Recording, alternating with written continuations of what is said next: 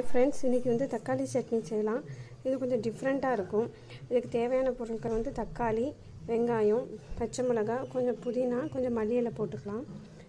இத சின்ன சின்னதா வெட்டிக்கலாம் வெங்காயத்தை அடுப்பை பத்த வச்சிட்டு எண்ணெய் ஊத்திக்கலாம்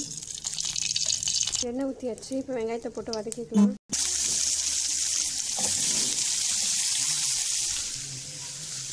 வெங்காயத்தோடயே மல்லி இலை புதினா பச்சை மிளகாய்லாம் சேர்த்து வதக்கிக்கலாம்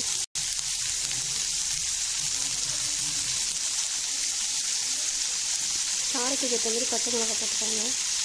இது நல்லா வதங்கின பிறகு கொஞ்சம் லைட்டாக வதங்கின பிறகு தக்காளி போட்டு நல்லா வதக்கிக்கலாம் தேவையான அளவு உப்பு போட்டுக்கலாம்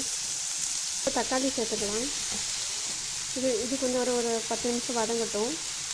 இப்போ கொஞ்சம் வதங்கிடுச்சு இன்னும் கொஞ்சம் வதங்கினா போதும் வதங்கிடுச்சு இது வந்து மிக்ஸி ஜாரில் போட்டோம் இது ஆறுன பிறகு அரைச்சிடுவோம் சட்னி அரைச்சிக்கிட்டோம் இப்போ ஒரு எண்ணெய் சட்டியில் எண்ணெய் ஊற்றி கடுகு கருவேப்பிலை தாளித்து கொட்டிடலாம் கடுகு போட்டு போகட்டும் கடுகு பொரிஞ்சோடனே கருவேப்பிலை போட்டுக்கலாம் கடுகு பொரிஞ்சிடுச்சு கருவேப்பிலை போட்டுக்கலாம்